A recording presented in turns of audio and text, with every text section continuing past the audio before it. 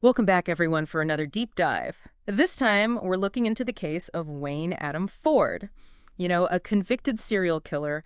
Our listener sent in, well, quite a bit on him, a Wikipedia article. I saw some news clippings, even a couple of journal articles in there, Oh, wow. which tells me they're really trying to understand this, well, complex and disturbing story.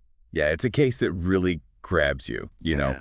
I mean, you have the horrific murders, obviously, Yeah. but then there's that extra layer of him turning himself in, walking right into a police station Right. with a victim's body part. It's not exactly typical, right? I mean, Right. not your typical serial killer behavior. Right. And that's what makes it so fascinating. That's what really struck me about the request. It's like, what leads someone to that point to commit these awful acts and then almost, I don't know, inexplicably confess? Yeah. To understand that, I guess we need to start at the beginning. Yeah. So who is Wayne Adam Ford? Well, on the surface, his early life seems almost normal. Born in 1961 in Petaluma, California, had a brother. Seemingly pretty average, typical childhood. But then when he's 10, his parents get divorced.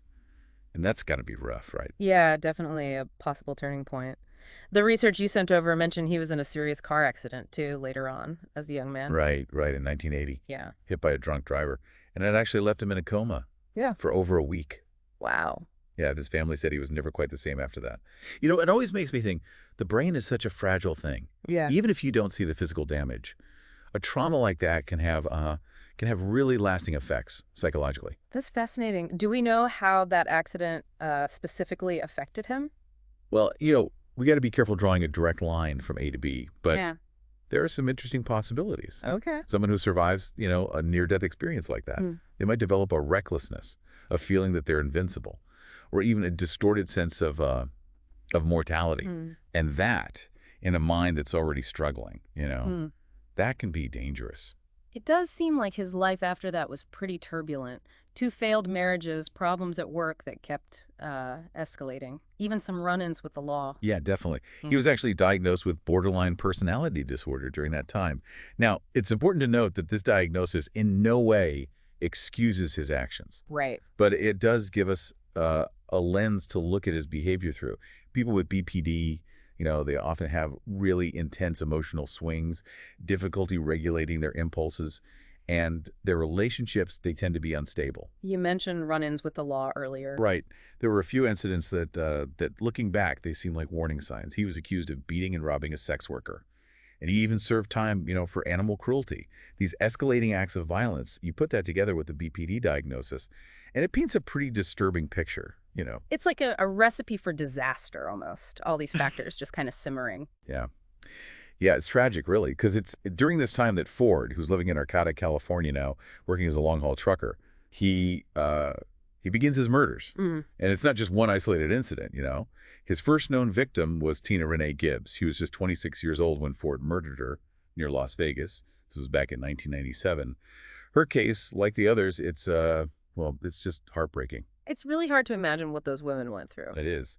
And Ford, well, he didn't stop there. His next victim, Lynette Dion White, she was only 25, killed in Ontario, California.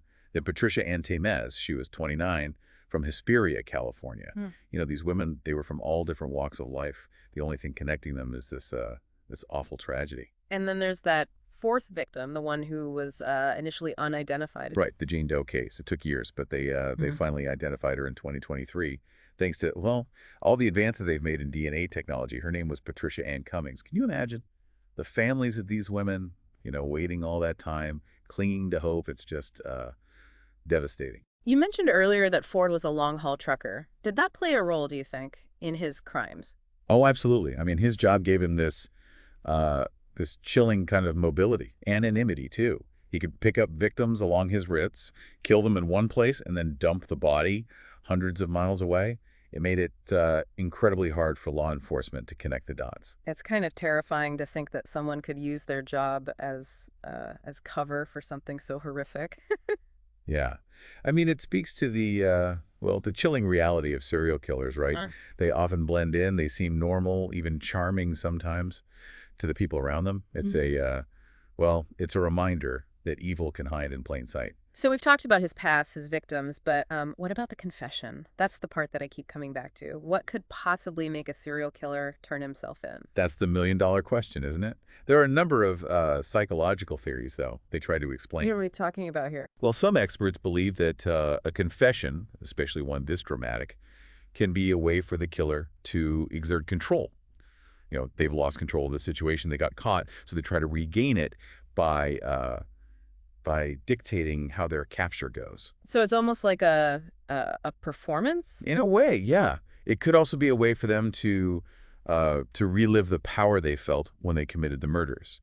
By confessing, they're bringing the attention back to themselves and their crimes, Yeah. even if it means facing the consequences. That's pretty disturbing. Are there any other explanations, possible explanations? Some psychologists think that a confession, it might be a desperate cry for help. We are talking about people with very troubled minds here. It's possible that they do recognize the horror of what they've done, on some level at least, Yeah. and they might be overwhelmed with guilt or a desire to break the cycle of violence. But wouldn't they be more likely to turn themselves in before committing more crimes if that was the case? You'd think so. Mm. But the human mind is, it's complex. It's possible that they're fighting these conflicting urges. Yeah. This desire to stop butting up against a compulsion to continue. And sometimes, well, sometimes the compulsion wins out until the weight of what they've done just becomes too much. So with Ford, I guess we might never know for sure what made him walk into that police station with the victim's body part in his pocket. Exactly. We can analyze the evidence, we can consider all the theories, but in the end, there's always going to be some uncertainty. And that's what makes these cases so compelling. They force us to confront the dark side of human nature, and we're left with these questions that might not have easy answers. That's a good point. Sometimes the journey is as important as the destination, even if it leads us, even if it leads us down some dark paths. Speaking of journeys, what always gets me with these cases is the ripple effect. We can't forget about the victims' families, the loved ones left behind to deal with all the grief, the trauma. It's unimaginable. Absolutely. Their stories, they're an essential part of this. We focus on the perpetrator, trying to understand them, but it's so important to remember the human cost, the pain and suffering inflicted on innocent lives and their families. And in Ford's case, there's another layer to that. His brother was with him when he turned himself in. I can't even imagine what that must have been like for him, to see that darkness in your own family. That's what I find really fascinating about this case, actually. Yeah. The impact on the people closest to the perpetrator. It often gets overlooked, but it's huge. The sense of betrayal, the confusion, trying to reconcile the person you thought you knew with the monster they turned out to be. That actually brings us back to those documentaries you mentioned. You said one of them has an interview with Ford's brother. Yeah, I Lived with a Killer. Yeah. It's a really rare glimpse into the mind of someone who was close to a serial killer. He talks about their relationship, the signs he missed, Right. and the guilt he carried. It's a really, really powerful perspective.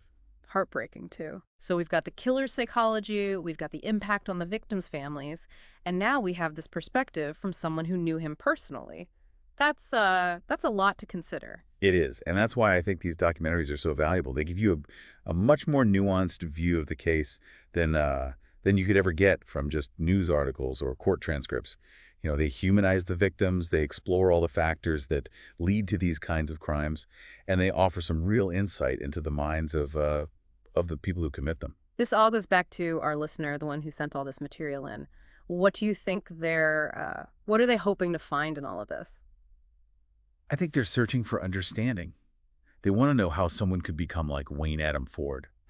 Mhm. How could someone become a monster? They're trying to make sense of something that just doesn't make sense. And maybe, just maybe, they're hoping to find some glimmer of hope in all the darkness, something that might help prevent future tragedies. Maybe, because at the end of the day, that's what it's all about. Learning from these horrific events, trying to understand the darkness so that we can shed some light on it and maybe, hopefully, prevent it from happening again. I think that's the perfect way to transition to the final part of our deep dive.